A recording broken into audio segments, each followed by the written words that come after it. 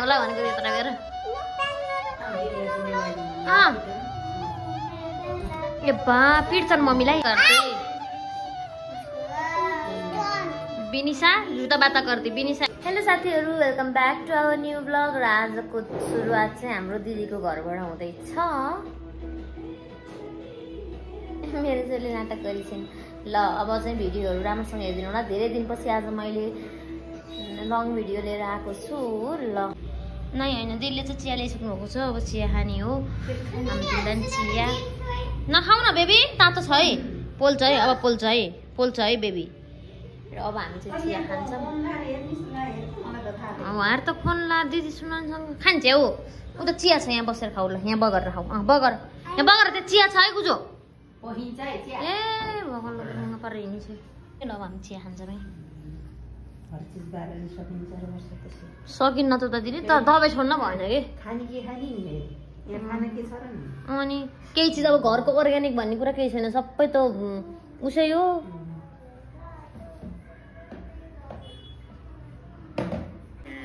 यहाँ गायककार हुनुहुन्छ एउटा, खै के यहाँ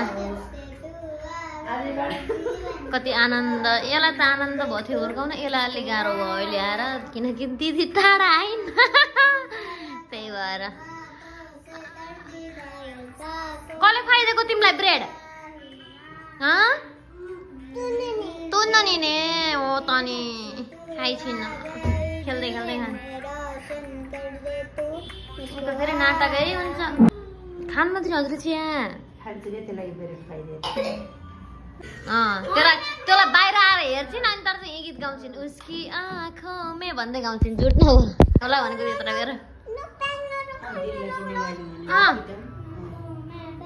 ए बा पिट्छन् मम्मीलाई, म जाम। बाहिर आउँदै झुट नभएर तिमी बाहिर आएर त्यसलाई हेर्छौ अनि गाउँछौ किन त्यति भन। झुटा बाता करती, ये झुटा बाता करती। बिनिसा झुटा बाता करती, बिनिसा एक्टिङ गर्दा करती। मैले पिट्छु, अब बिनिसालाई पिट्छु मैले।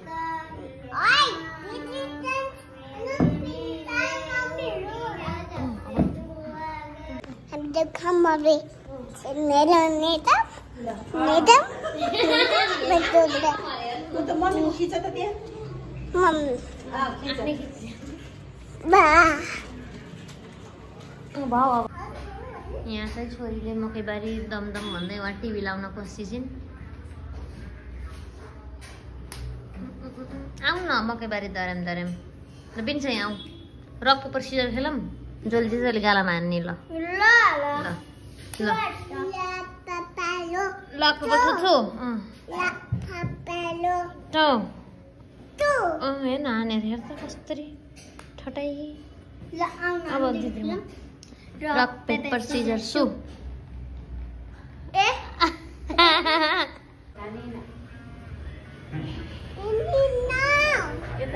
के गर्ने होइन, दिदीलाई भन्नु न।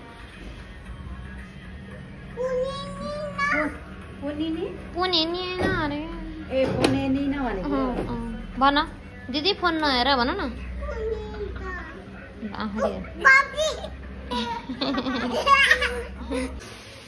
दिदी के बन्दैछ यहाँ बन्दैछ मासु बन्दैछ चिकन।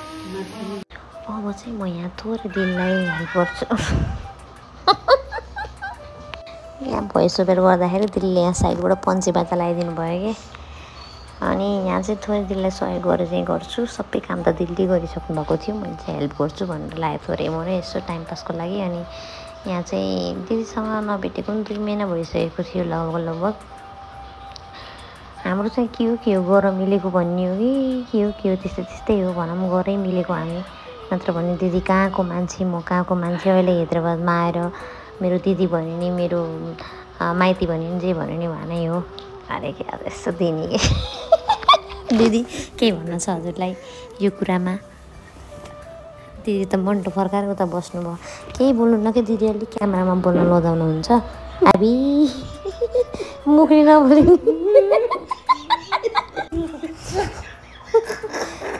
दिदीले मुखले नबोले नि अन्त कतैबाट बोल्नु भयो ठिकै छ। हामी दुईजना दिदीबहिनी सँगै भयो भने होइन कोही चाहिँदैन क्या, कोही पनि चाहिँदैन। हामी दुःख सुख रुनी पनि हाँस्ने पनि होइन, एकअर्काको आँसु पुस्ने पनि जे पनि, हामी कोही चाहिँदैन क्या हामीलाई। त्यति भएपछि केही चाहिन्छ जीवनमा? केही चाहिँदैन कि यत्तिको बुझ्ने दिदी भयो।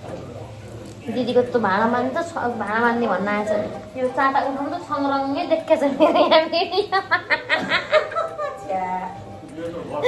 कस्तो माथि उपर माथि कस्तो पर्खाको फोन र मेरो फोन यही छ मसित।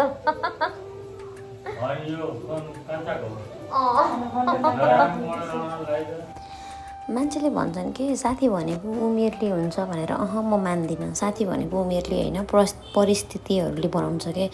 यो अनजान ठाउँमा होइन के होला कसो होला केही नभनिकन यस्तो साथी बन्नुभयो नि मेरो होइन।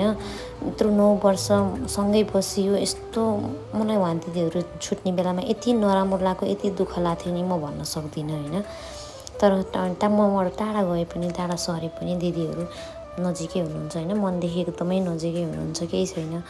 जति म एकै वर्षपछि म दिदीलाई भेट्न आए पनि दिदीको व्यवहार र मेरो व्यवहार सधैँ एकनासकै हुनेछ क्या। यस्तो होइन कि उसले अप्ठ्यारो माने मैले अप्ठ्यारो माने, हुँदैन। हामी सधैँ एकनासको हुन्छौँ क्या। तर मान्छेले भन्छन् उमेरले, उमेरले होइन, परिस्थितिले मान्छेलाई एकदम उस बनाउने हुन्छ क्या। साथी हुन्छ नि, साथी को कस्तो, कसले दुःख पर्दा साथ दिन्थ्यो, कसले सुख पर्दा साथ दिन्थ्यो भन्ने कुरा एकदम याद आउने छ। त्यसमा चाहिँ म दिदीलाई कहिले पनि दिदीको यो गुण, दिदीको यो साथ मैले कहिले जिन्दगीभर पनि बिर्सिन्न होइन। त्यही हो, अब जति कुरा गऱ्यो त्यति कुराकै दुःख भन्छन्। अब हाम्रो चाहिँ सुखै सुख हुन्छ, दुईवटा सँगै भयो भने दुनियाँ भुल्छन्। हामीले चाहिँ कोही पनि चाहिन्न हामीलाई। अनि मैले चाहिँ यहाँ दाइ आउनुभएको थियो, कसलाई फोन लगाइदियो भन्दै हुन्थ्यो, मैले चाहिँ लाउँदैछु अनि के भनेर हाँसेछौँ कि हामी यहाँ सँगै भयो भने त हामीलाई त कोही चाहिन्न। के हो हामी चाहिँ अब चाहिँ मैले के भन्दैछु होइन। त्यही हो।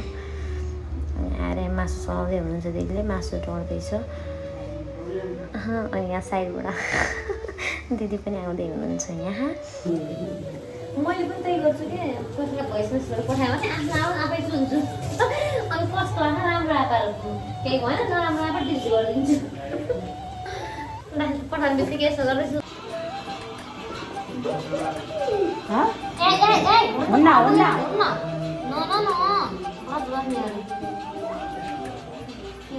कस्तो कुराहरू दिदीले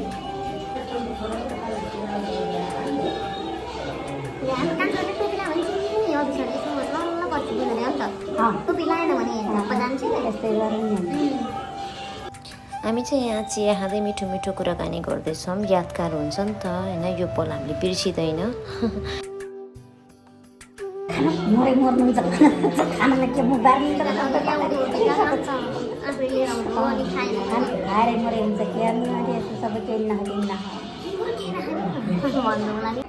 यहाँ चाहिँ ढाड कुद्दैछन्।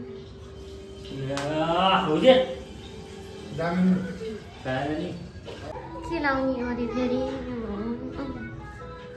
के हो नि, के हो घडी लगाइदिने अरे कि छोरीलाई हेर न। ए घडी लाउने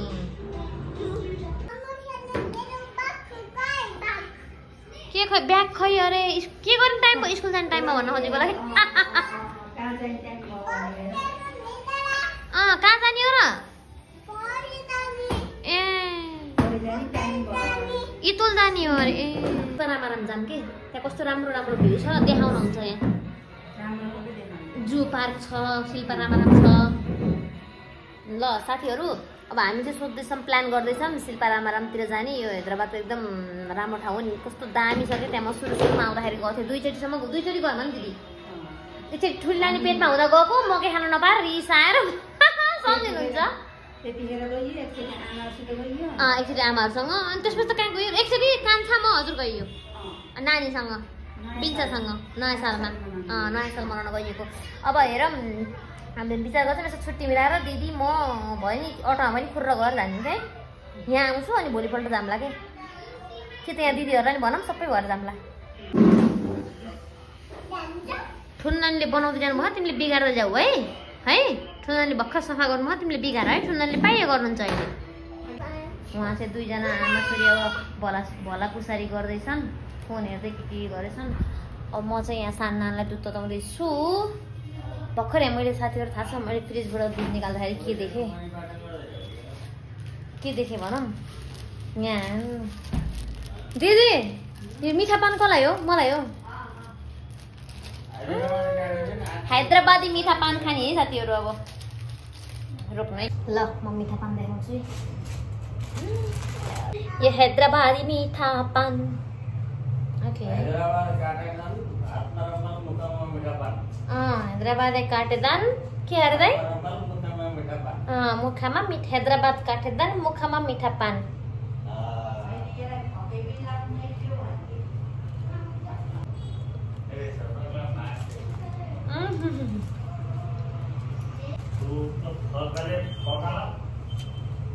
एकदम मिठो छ, एकदम मिठो। अब चाहिँ भिडियो एन्डिङ गर्ने बेला आइसकेको छ। हामीले खानासाना पनि खायौँ, पान पनि खायौँ। एकदम मिठो थियो हैदराबादी पान। बनारसीवाला पान भन्छन् तर हैदराबादको पान इज बेस्ट है। ल हजुरलाई यदि यो भिडियो मन परेको भए लाइक गर्नु, सेयर गर्नु अनि कमेन्ट गरिदिनु होला। Thank you for watching. Bye by.